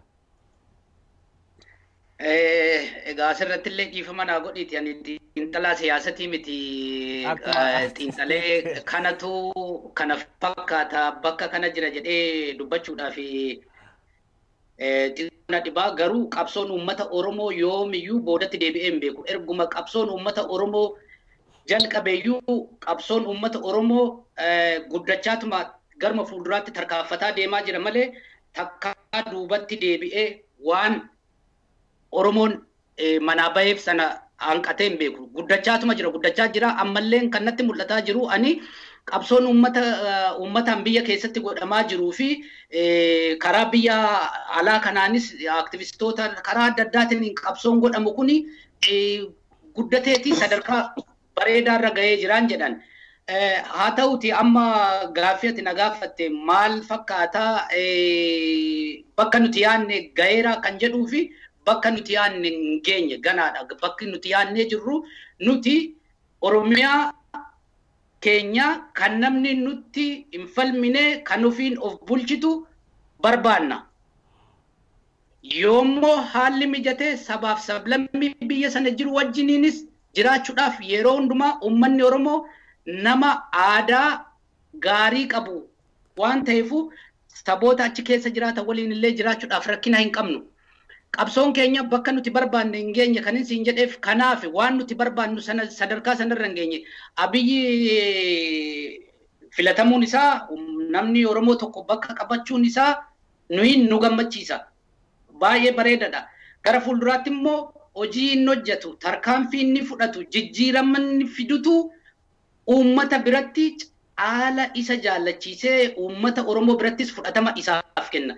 Yoo inni waan uummanni Oromoo guddaan xiqqaan ijoolleen jaarsi qeerroon 5,000 ol ta'u kan lubbuu irratti wareege qabsoo waggaa 3 asii duuba jiran kanatti qeerroon lubbuu irratti wareege sanarra gaafa inni deebii sana kenne gaafa inni wareegamtoota sana yaadatee kanaaf wareegaman jedhee karaarra buuse Dr. Abiyyi kana caala uummata biratti jaallatamuu danda'a. Ammaaf garuu bakka nuti jenne sana hin geenye gara fuulduraatti waan inni hojjetu sanaan isa madaaluu dandeenya. Qabsoon uummata Oromoo immoo ardhalleen borulleen hin dhaabbatu bakka tokkotti waan dhaabbatu hin qabu. Kaayyoo galma keenya sana waan kaaneef sana bira gaafa geenye qabsoon Oromoo bakka isaa ga'e jenna. Kana kan maaniin bira isinii darban. Ayyee galatooma artist Haayiluu. Mee gara keessanitti dhufa jeneraal. Mee isinoo akkamitti ilaaltu qabsoo kanaaf Oromoon miliyoonni irraa buqqa'ee hedduu kumaatamni biyya abbaa isaarraa godaanee jira. Hedduun itti du'ee lubbuu qaama hir'uu itti ta'ee jira. Mee haala qabatamaa yeroo ammaa kana biyyattii sana keessatti deemaa jiru xiinxalaallee isiniin jedhu garuu artistoonni keenyaa sirbitoota hin jennaan duraanuu jedheera. Artistoonni keenyaa qabsaa'ota qabsoorra turtanii sirba qofa miti sirbillee qabsoodhaa kan isinillee gaggeessaa turtanii qabsoodhaa uummata keenya dammaqsaa turtanii sirriitti dubbachuullee waan dandeessaniif isinillee numa laallatti waan ta'eef hin kaase gaafittiin. Mee akkamitti ilaalaa jirtu waan Oromoon lubbuutti wareegeef jireenya isaatti dhabeef itti dhiyaachaa jirra galma kana waan dhiyootti geenyu isinitti fakkaata mee walumaa galatti akkamitti ilaaltu jeneraal? Waan gaariidha. Bina mututuutan kuni yeroo tokko sharrii keessaanillee kayrii namaaf gadi baati. Tabarana adda gara tokkoon gammachuu gara tokkoon gadda waan ajaa'ibaati. Wal hin taatu malee eenyu jedhee beeka Oromoo wal taatii. Ummata Oromoo afaan tokko goote barana qee irraa buqqa'uuf dhumaatiif waatiin sababa ofii uumeen afaan tokko godhe rabbi waan dadhabne qudrama isaati. Kun guddaan ummanni Oromoo daangaa hanga daangaa gaafa ummanni kenna eenyummaa isaatiin eenyummaa isaa laalaa keessaa funaanaa bakka inni biyya inni keessa jiraatu keessatti biyya takka keessatti alaabaa takka jalatti mootummaa takka jalatti naannoo inni keessa qubatu akkuma biyya keessatti namni waliin qubatu ka inni qubatu keessaa funaanaa nama miliyoonatti qixxaawu. Gaafa lafarraa dhabamsiisan qabeenya isaa irraa saamaa kaan lubbuu dhabamsiisaa kaan biyyarraa buqqisan ummanni Oromoo akka sabaatitti daangaa hanga daangaa uuma duruu caalaa waan isa jidduu jirtu duraaniin lafa kaahee wal wajjin dhaabatee keessaaf alaan qabsoo hadhooytu godhee ummata sanallee deebisee dhaabbatee ofillee wal cina dhaabbatee tokkummaa ofii cimsee mootummaa sana hargufee raase. Gaafa inni mootummaa sana hargufee raasu qabsoon biyya keessaa oo'itee finiinte hundeen gad dhaabattee lafarra diriirte. Ilmaan Oromoodhaa daangaa hanga daangaa akka sabaatitti harka wal qabattee wal wajjin hiriirte. Qeerroon biyya keessaa motora qabsoodha haara wajjijjiirte.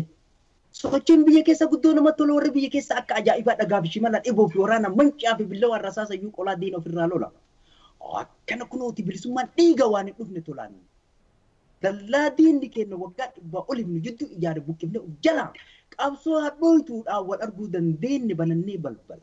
Manni Oromoo hunduu keessaaf alaan afaan tokko taanee harka wal qabannee haayaan wal jalaa. Bilisummaa ta'e nafisiitan akkuma furmaataa fi falaa maaliif yoo jettanii nama walii gale alaa waliin gala. Manni Oromoo akka sabaatitti bakka guddaa gahee jira. Qabsoon uummata Oromoo akka qabsootitti diina raafte barcumaa jalatti rarraafte. Kanaafuu bakki isin amma irra jirtu beekuun barbaachisaa bakka qabsoon ta'e amma irra geette. Qabsoon saba keenyaa biyyatti deebitee handhuura Oromiyaa Finfinnee magaalaa gudditti urfa bombiitiif daalatti tulluu heexoo diimtuu masaraa mootummaa luka takkaan seente. Diina lama dhoyte wal afaan keekeette. Dhiibbaan uummataatiif sochiin qeerroon goote mootummaa gabroomsaa barcuma isaa irraa darbachuu dandeette. Yoo dhugaa dubbanne amma kanaan booda naman ajiifannu Abiyyii fi Lammaan barcuma murteessaa gubbaarra teeteetti. Seente jechuun dhuga. Teette jechuun ammoo yoo gaafii uummataa sirriitti dhageettee murannoo qabaattee murtii mataa ofii murteeffattee gaafii saba kanaa deebisuu dandeette. Yoo kana kan goone dubbiirree jajjabdu OPDOs taate Ihaadigis taatu doonii tokko gubbaa jiran doonii kotteen isii jalatti caccabdu dooniin jaraatuni yoo saba kana kan ceessifni taate bahara garaachatti gargaluun dhabdu. Baharri uummata akka allaalutti kanan nan mul'ata. Maaliif yoo jettanii amma yeroo kanas ummanni Oromoo haaromsi keessan gadi nun dhaqqabne deebiin kenna hedduun ammas nun deebine jedhee komii dudubbata. Komii kana sirreessu haaromsa kana gad dhaqqabsiisu gaafii ummataa kana sirriitti deebisu daangaa ummata keenyaa ka hadha cabaa jirtu ummata keenya ka amma hadha qe'ee irraa buqqa'aa jiru ka hadha ajjeefamaa jiru kana dhaabuu danda'u. Yoo kana kan goone qabsoon itti fufa. Jarri ammaaf obbo Abiy yookiin Doktor Abiy illeen bakki inni irra taa'u barcuma murteessa barcuma guddoo sanaa olitti waaqa hin korani biyya sana bulchuudhaaf bakki sanuma. Kanaaf biyya san keessatti bakki inni taa'e Oromoodhaaf hojii waa godhii miti. Akka ummata biyya san keessa jiruutitti ummanni kuni ummanni haganaa wayita inni buqqa'aa jiru wayita inni ammootu ajjeefamaa hidhamaa jiru.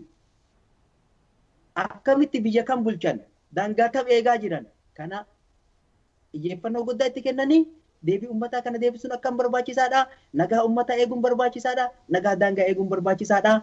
Obbo Lammaanis naannoo Oromiyaa bulchan. Erga naannoo Oromiyaa ka bulchan taate Oromiyaan isaan bulchan ta'a amma kunooti namarraa buqqisan tana. Daangaan Oromiyaa ta'a amma cabde tana. Ummanni Oromoo ka amma dhumu kana. Kanaafuu ummata nagaa ummataa eeguun nagaa daangaa eeguun barbaachisaadha. Qabsoon dhugaadha. Isaanuu wanni qabsootti ayfite qabsoo ummata Oromooti. Dhugaadha. Erga qabsoon ammoo isaan ayfite qabsoo tana ummata Oromoo dura bu'an hiriirsan akka gaariitti walitti qabaniitii bakka san irraan gahan gaarii. Ceesisuun dirqii barbaachisaadha. Qabsoon bakka barbaannu hin geenye. Garuu karaan irra deemtu bareeddu. Ceesisuudhaaf karaa kana ummata kanaaf riqicha ta'anii ceesisuu danda'u. Ammoo jidduutti nagaa biyyaatii fi nagaa daangaa eegaa. Tana lachuu wal cina hojjetaa. Yoo kana ka ceesisan taate waan gaarii irra jiran. Waan gaarii ilmaan teennatti ol bahe. Waan gaarii godhan. Akka gaariitti deeggarra akka gaariitti jabeessina waan gaarii hojjetan ammayyuu wanni hafu ammoo baay'eetu jira. Kana kanalleeni dheengadda waan amma dubbadhe kanallee dubbadhee ture. OBN irratti irraa muran. Ammootu yaada keenya hin mumurinaa irraa isinilleen. Yeroo hedduu nama gaafata miidiyaan adda addaa akka isaa ta'utti uffataami kun akka isaa ta'utti kan namni namaa hodhu irratti yaada keenya akka jirtu qulqulluun lafa kaa'anii dabarsu. Yoo yeroon isaa itti dheerate ammootu lamatti sadiitti dabarsuudha malee dhaamsa ummataati nu afaan ummataa dubbanna gurra ummataa irraa haasoyna dhimma keenya hin haasoynu. Dhimmi gaafsa nama fakkeenyaaf irraa dubbanne dhimma ummata keenyaaf ka dabarsinu amma OBN irratti hin darre kuni tokko waa hedduutu hin dabariin. Kanaafuyyuu waan gaariidha bakki amma deemaa jirtu karaa gaariidha garuu ammoo bakka dhumaa hin geenne isin jechuudha. Tole guddaa galatooma. Ayyeen egaa kabajamtoota daawwattoota keenyaa kan mari'achaa jirru Artist Jeneraal Umar Suleemaanii fi Artist Aayiluu Kitaabaa waliin egaa haala artistoonni Oromoo gumaachaa fi aarsaa artistoonni Oromoo qabsoo Oromoo keessatti qaban waan jedhu irratti mari'achaa jirra. Mariin keenya gara xumuraatti deemaa jira. Mee gara Artist Aayiluutti dhufa. Mee egaa Artist Aayiluu yeroo isin qabsoo gaggeessaa turtanii sagaltamoota keessa akkuma isinuu duraan dubbachaa turtanii namoota qubaan fakkeenya artistoota yoo fudhannee artistoota qubaan lakkaa'aman yeroo sanatti quuqama sabaa lubbuu isaanii jireenya isaanii aarsaa riskii fudhatanii yeroo sanatti kan dubbachaa turanii har'a yoo argitan garuu gara kumaatti deemaa jirra artistoonni ciccimoon ba'anii roorroo quuqama sabaa kan dubbatan gariillee itti hidhamanii kan itti reebamanillee hedduu jira. Akkasumas hawaasti keenya uummanni Oromoo daangadhaa haga daangatti buqqa'ee qeerroo amma arginu qeerroon galaana ta'ee mootummaa sana raasee barcuma jalatti cabsee jira. Mee baroota xiqqoo gara duubatti isin deebise baroota 90moota keessa fi haala amma jirru qeerroon akkanatti ka'ee uummanni keenya akkasitti dammaqee artistoonni lakkoofsan hedduu ta'an yeroo gadi ba'anii kana yeroo jiraatanii artistoonni keenya aarsaa haga kanatti kaffaltan jiraatanii gaafa umuriin keessan turee kana gaafa ijaan argitan maaltu isinitti dhaga'ama? Gaariidha, gaafii gaariidha. Silayyuu si tuqeetaniin ture ani wanti guddisee na gammachiisee waan tokko tuqeetaniin ture. Dhugaadha nuti rakkina adda addaa keessa darbinee sana keessa darbinee amma baqannee biyya alaa jiraachuu keenya kana qofaa miti kan laalamu nu duubaan maaltu dhufee maaltu ta'ee kaleessa maaltu ture dheengadda immoo maali har'a maal keessa jirra gara fuulduraatti maaltu dhufa waan jedhullee yoo deebifnee laaluu yaallee wanti guddisee nu gammachiisu artistoonni nu duuba dhufan harka dachaa meeqa warra nu caalan dandeettiidhaanillee haa ta'u isaan sana uummanne isaan sana nu duubaa dhufuun isaanii guddiseen nu gammachiisa. Qabsoon Oromoo kan amma jennu kuniyyuu qabsoon kun sadarkaan bara 990moota keessa irra jiruu fi amma irra jiru fardaa fi lafa wal caala. Amma yoo qabsoo uummata Oromoo kana sadarkaan irra gahe kana yoo laallu kana keessa darbuu keenyaaf qabsoo sanatti qooda fudhachuu keenyaaf dadhabnee beelofnee dheebonnee itti hidhamnee reebamnee biyyaa baaneellee kana arguu keenyatti guddisee taniin gammada waan guddisee nama gammachiisu kana asumatti si dhaabee waa'ee amma qabsoo sila gaaffii na gaafatti tokko keessaa waan na afte tokkotu jira isiidhaniin itti si dabala amma haalli biyya keessa jiru kun qabsoon kun sadarkaan inni irra gahe kuni sadarkaan nuti barbaannu ammallee deebi'ee taniin jedha sadarkaan nuti barbaanne irra hin geenye warri ammalleen masraa mootummaa keessa seenan afaan damma godhanii haasawaa jiru malee practical waan uummanni Oromoo godhu waan Oromoon barbaadu sana bakka wanti gaan hin jiru ammalleen taanan waan tokko bakkaan ga'uudhaa miti caafii ishee akkasitti hin xunne laa fiixa ishee akkasitti hin xunne uummanni keenya buqaa jira uummanni keenya ajjeefamaa jira baar argee irratti amma waan ta'aa jiru guyyaarraa argaa jirra isinuu gabaasaa jirtu Gujii keessatti Boorana keessatti waan ta'aa jiru karaa Walloo karaa adda addaa karaa lixaa Oromiyaa keessatti waan ta'aa jiru argaa jirtu gabaasaa jirtu kanaaf uummanni amma aangoorra taa'e kun kan Oromiyaa bulchus kan biyyattii bulchaa jirus Oromoo haa ta'u malee waan uummanni Oromoo barbaadu tokko hin tuqne ammalleen itti siqanii tuqanii hojjetanii uummata Oromootiif agarsiisanii of jaalachiisuudha qabu malee afaan damma qofa haasa'uudhaan afaan addi bilisummaa Oromoo haasaa bahe qabsaa'onni Oromoo beekamoon haasawaa ba'an sana haasawanii uummata goyoomsuun isaanirra jiru hojiitti kudha qabu erga aangoo harkatti qabatanii aangoo isaanii kanatti gargaaramanii waan uummanni Oromoo barbaadu kana uummata Oromootiif gochuudha qabu malee haasaa afaan damma dibatanii nutti haasa'uu hin qabanii isiniin jedha galatooma. Galatooma artist Hayilu. Isinoo jeneraal maal jettu sadarkaa amma gaafidhuma silaattiin wal qabsiifnee egaa kaleessa isin nama muraasa turtanii har'a kumaatamatti isin duuba dhufee jira. Qubee jenereeshinii har'a qeerroon galaana ta'ee mootummaa sana raasee marcuma teessoo mootummaa sana jalaa dha'ee Oromoo sadarkaa muummicha ministeeratti hin gahee jira. Akkuma isinuu jettanuu Oromoon iddoo barbaadellee yoo ga'uu baatee haga tokko qabsoon kun baay'ee tarkaanfachuusaa argaa jirra. Walumaa galatti isin maal jettu? Allaalu kanatti baay'ee gaariidha jedha. Baay'ee gaariidha. Karaan amma irra deemnu kun gaarii. Karaan irra deemnee dhufnee haga ammaa kana qabsoodhaan bakka kana geenne.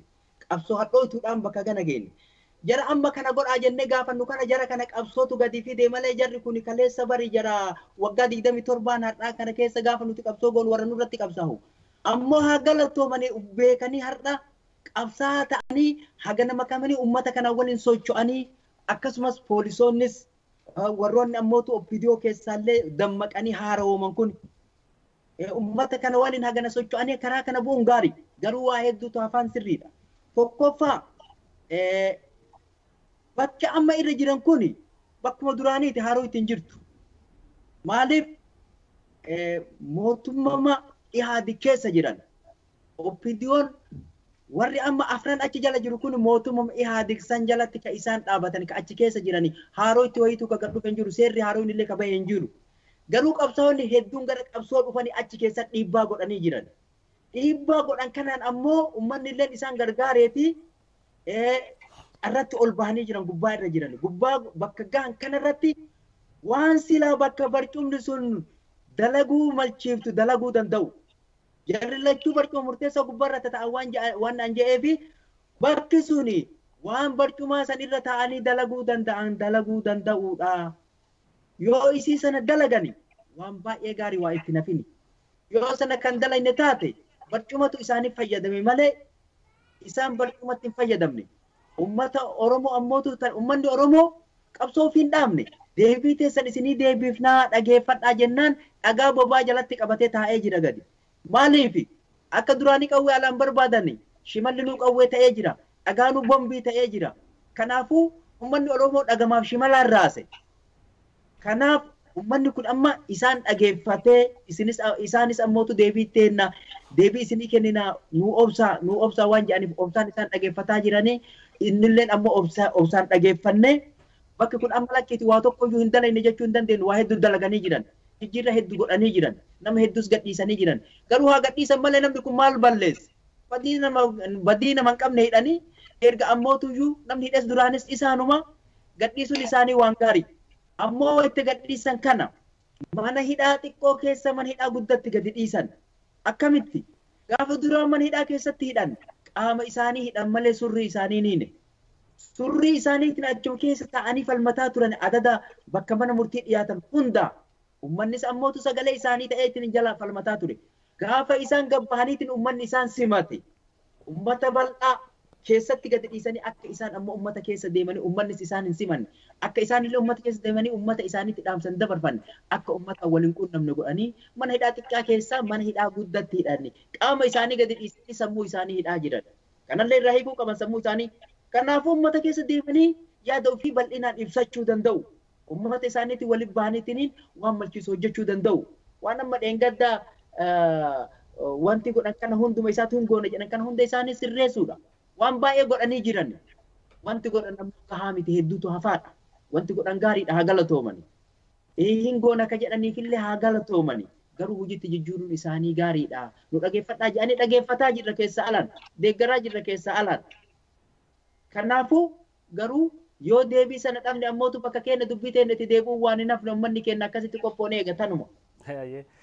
Tole galatoomaa gaafiin kiyya gara dhumaatti deemaa jirti.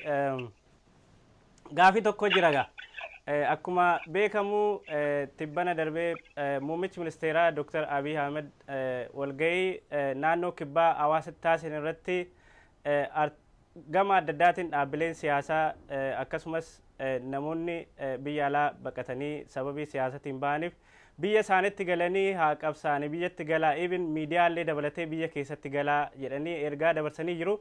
Dhaabbileen siyaasaa gara biyyaatti illee galan jiru akkasumas miidiyaan tokko tokko illee galuuf kan qophii godhan jiru. Haa ta'u garuu waan guddaa tokkotti irraanfatamee jedha uummanni keenya. Artistoonni Oromoo qabsoo Oromoo keessatti iddoo guddaa qaban lafee dugda qabsoo Oromoo ta'an kan hedduu biyya alaa jiran kan akka Ilfinesh Qannoo kan akka keessanii kan akka Jeneraal Umar kan akka Artist Ayloo Kitaabaa kan akka Muktaar Usmaan Daawitee Mokonnin hirphaa hedduu lakkaa'ee fixuu hin danda'u. Biyya alaa jiru sababiin isaan biyyarraa godaananiif qabsoo Oromootii fi isaanillee waamamuu qabu biyya abbaa isaanitti galanii uummata isaanitti wal arguu qabu mootummaan kana ni dagatee atattamaan waamichi isaaniif taasifamuu qabaa jedha uummanni keenya yaada uummata irraa fudhannin.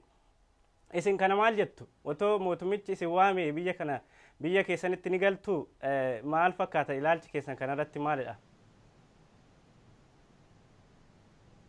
Artist Ailura nama ol fudhate isin lamaan keessaa galatoomii gaaffii bareedaadha. Dr. Abiy waamicha artistoota Oromooti godhuu dhiisuu isaatiif komii sirraan qabani. Waan hin komadhus hin qabu. Maaliifin yeroon isaa hin geenye jedhan amma nuyiif waamichi yeroon inni godhu yeroon isaa hin geenye. Gaafa yeroon isaa ga'e immoo waamicha Dr. Abiy yookaan immoo Lammaa Magarsaa irraati waan eeggannu hin qabnu. Gaafa yeroon isaa ga'e ani gaafa yeroon isaa ga'e ofuma kiyyaaf hin gala malee waamicha Dr. Abiy fi Lammaan fa'ii nu godhaniin waan hin biyya galu hin qabu. Kanaaf waamicha naa godhuu dhiisuu isaatii fi komiillee irraa hin qabu. Hin eegnes hin eegus utuma naa godheeyyis hin galu. Gaafa haalli isaa mijatee gaafan biyya galuu danda'etti ofuma kiyyaaf hin gala malee waamicha inni naa godhuun yookaan waamicha warri bulchiinsa Itoophiyaa harkaa qaban yookaan immoo naannoo Oromiyaa bulchan nu godhaniin waan gallu natti hin fakkaatu. Ana qofa otoo hin ta'in artistoonni hedduun kana durallee waamicha akkasii yeroo artistoonni keenya kana beekamoon biyya galan karaa adda addaatiin artistoota keenya biyya alaa jiran hundumaaf waamichi godhamee ture. Harka lafa jalaatiin yeroo sanayyuu hin galle ammas waan waamicha isaaniitiin hin galu ani deebiin kiyya gabaabatti kanuma na waamicha naa gochuu dhiisuudhaafis hin komadhu. Ayyee yoo otoo haalli jijjiirame wantoonni haal dureen mootummaan sun lafa kaa'u uummanni gaafatu fakkeenyaaf seeroo shororkeessaa seeronni adda addaa mirga dhala namaa hugguran biyya sana keessatti deeman otoo waan sun atattamaan jijjiirame illee hin fudhattan jechuudha. Lakki ani hin fudhadhu otoo hin ta'in wanti jijjiiramu biyya sana keessatti amma sila waan hin dubbadhetu jira. Waan inni jedhee afaan damma dibatanii kan dubbatan kuni gaafa gara practical ta'e hojiitti jijjiiramee gaafa hojiidhaan mul'ate waamicha namarraa eeggannu. Waan namarraa waamicha eeggannu miti.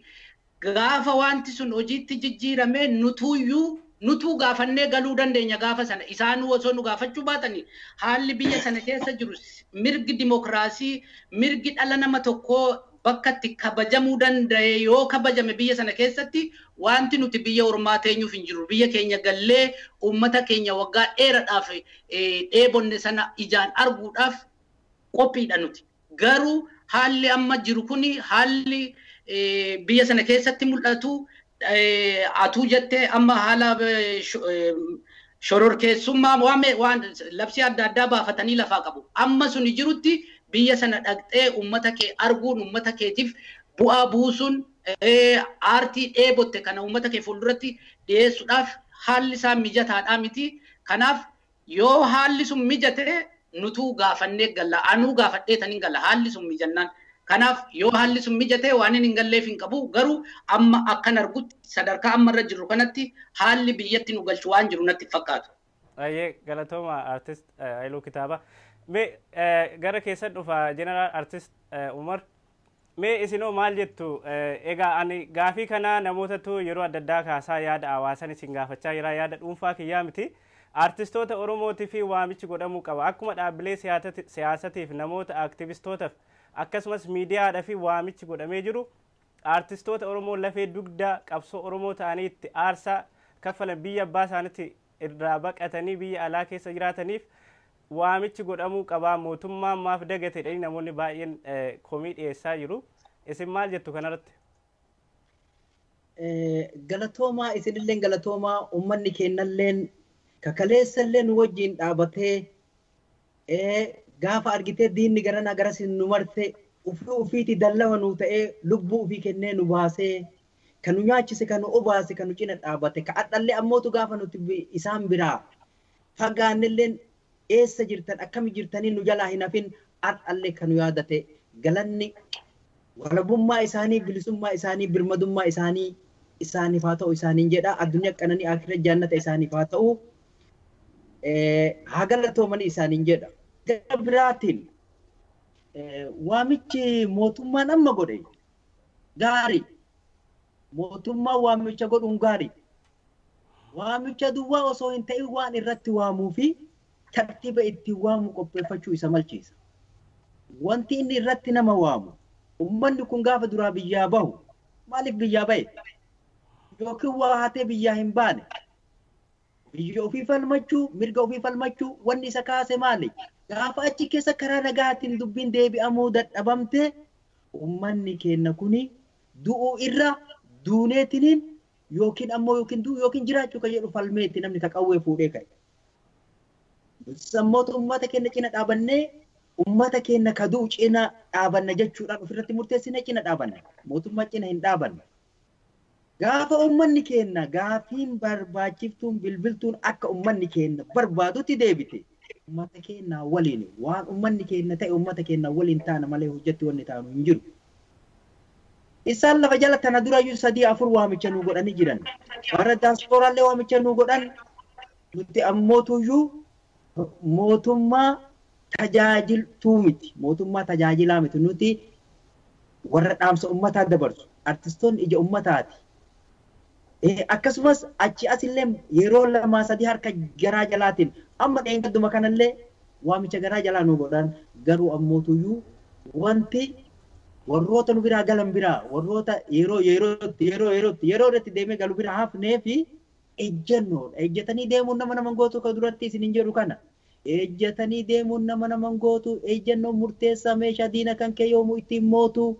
Ka ejjetee deemu ejjechuun wallaalu ejjennoon madaala sabni kee onnee isaa keessa ittiin si madaalu. Daawwitii sabni kee surrii isaa keessa ittiin si ilaalu. Ummanni keenya akka ittiin ulaalu ummata keenya kaleessa dammaysinee mukatti yaafnee. Ummata keenya kaleessa dammaysinee diina dura dhaabne namni meeqa dhumatee haadha shaantaa fudhannee galuu waamicha nu godhan jenne darsa guurannee galuun kun dhiiga ummata keenyaa irratti taphachuu jechuudha.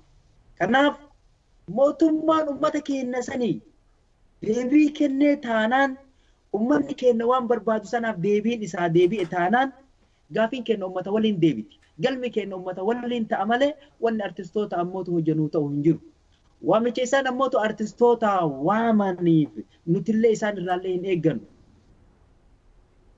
Waan isaan waggaa tokko dubbatan daqiiqaa 10 fakkeenyaaf gaafa kan mucaan kalee nu dhalchine nuti guddifne daa'imni suni waltajjii takkatti sanitti akka ijji isaanii adiin ol garagaltu barcuma mootummaa jalatti raase isa bu'aa turanii miti dheengadda artistiin akkam artistoota irratti isaan nama xiqqaa godhan dursa.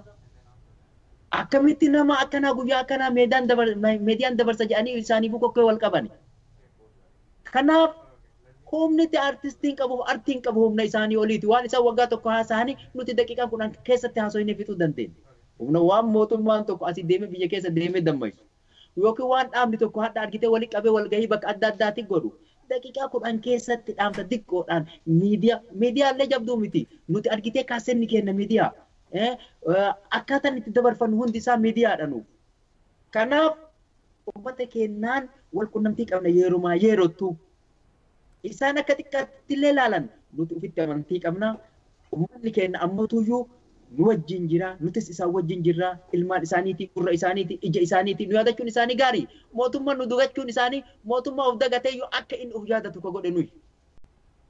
Mootummaa qara qalbiin isaa jalaa deemtee akka qalbiitti deebi'ee uummata makamu ka godhe nuyi. Kanaaf argitanii warra ofii keenya karaa dachaafne nu waamicha nu go'anii fi yookiin nu dhiisaniif irraa komii hin qabu. Deebintee uummata waliin deebitee uummata keenya deebite wanti nuti uummata keenya biraa hafnuuf hin jiru. Wanni ammoo uummata keenya ganneettiniin shaantaa fudhannee galluuf illee hin jiru. Deebiin isaa kana. Ayyee galatoomaa marii bareedaadha.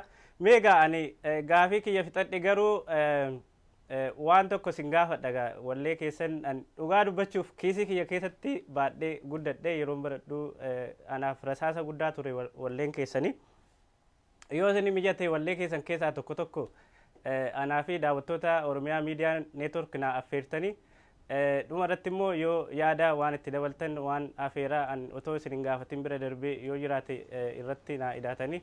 Xumurraa mee artist Haayilurraa mee wallee tokko kanuma isinitti tole fakkeenya kan Usmaayyoo usaa tokko faalleen sirbituu maal qabaa ka jedhu yeroo baay'ee yeroo sirbitan dhagaa isas haa ta'u kama barbaadan keessaa mee tokko nu affeerati kan akkasumas Artist Jeneraal Umar ka'i malee mallasaa ka jedhu suni durallee jettaniirtu yeroo baay'ee rasaasa nuuf ture yeroo baay'ee wanti suni gurra kiyya keessaa yeroo hunda hin badu ture dhaggeeffachaa turre namni kan hin beekne waan jiru natti fakkaatu mee tokko tokko daawwattoota keenya nu affeerati gara goolabuutti deemna. Sirba isintu nuuf filamoo nutu sirba barbaade sirba. Kanuma isin mijate nu jechuu dandeessu. Ayyee tole ga'a. Siyaasa qofayyuu miti kama barbaadan siyaasa illee haa ta'u kan biraallee maa rakkoon qabu.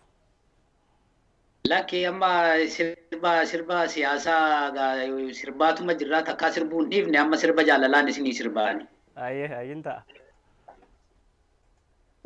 Yaa guraa malee maaliyaa shagee yaa guraa malee warra leemmanii lafti naammaree ati deemnanii karaa finfinnee gubbaa maaliyaa shagee tokkichi fardeen lama naarkisu tokkichi fardeen lama naarkisu guyyaan ajajaa warraa beekiyaa kalloo halkayyaa inni keetuu narraaffisu halkayyaa inni keetuu narraaffisu.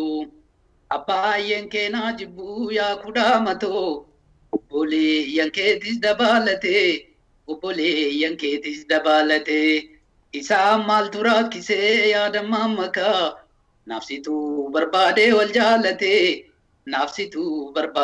jaalatee leensaatoo beellamni yoomii yaadama maaloo naahimii beellamni yoomii yookaan raabaa'uu si dhoowwee haa kololeetu.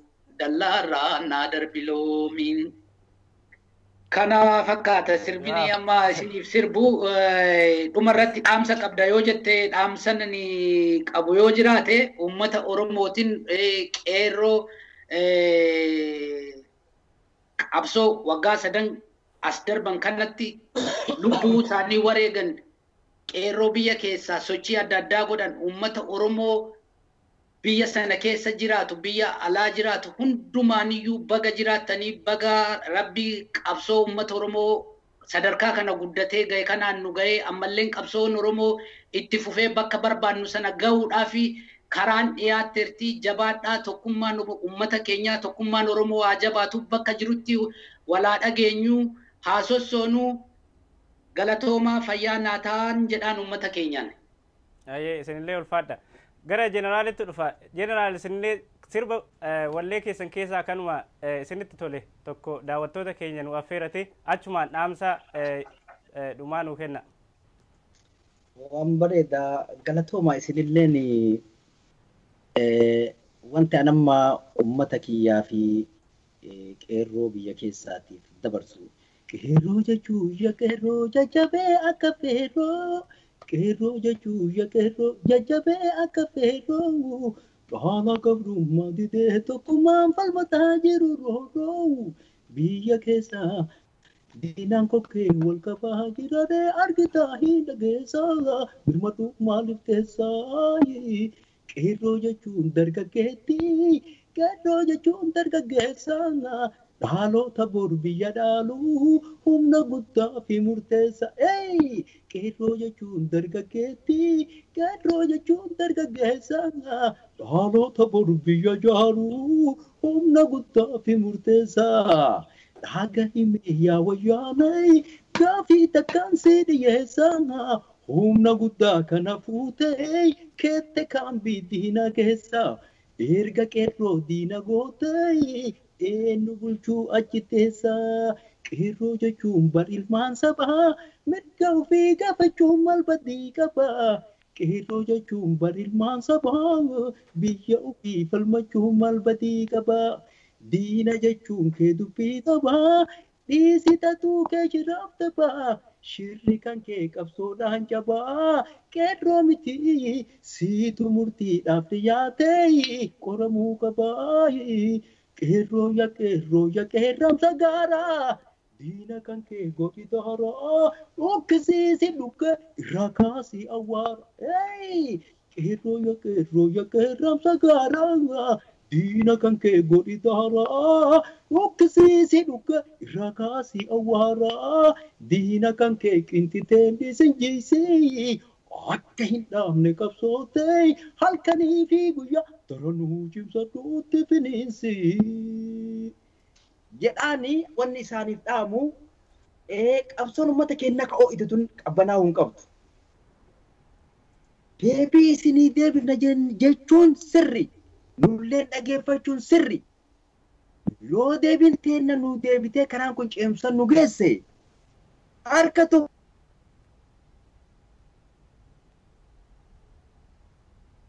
tokko karaa nu ceesisu sana uf jalaa yoo ammoo tuyyuu sun kan hin taane taate qabsoo teenna halkanii guyyaa itti deebisu ceemsuu finiinsuudha. Kanaaf akka hin rafne akka hin sobamne fakkeenya yoo ka fudhannu ka taatu taate bara Minilik keessayyuu dhiifama namaa godhuun kun bara Minilik keessayyuu maal jedhani akka hin ajjeefamne gaallaallee taatuu jedhe Minilik. Bara Haayile Sillaasee keessa bara Jeneraal Waaqoo fa'aa muka jiran Jaagamaa Kelloo Jeneraal Jaagamaa Kelloo itti erganiitiniin jeneraalummaa uummanni isinii kennalleen isinii eebbifnee biyya teessitu bulchaa koottuu galii jedhaniitiin gara mana mootummaatitti ol fidan masaraa mootummaa kanatti. Dubbii ilaalee achi ilaalee argee jennaan gad deebi'ee mukatti deebi'e. Bara dargii keessallee bara umrii kiyyaa abbootiin teenna uummanni keenya hundi mukatti dacha'anii gaafa isaan falmii godhan akkasuma Waaqoo fa'aan abbaan kiyya fa'aan nuu mukuma turre.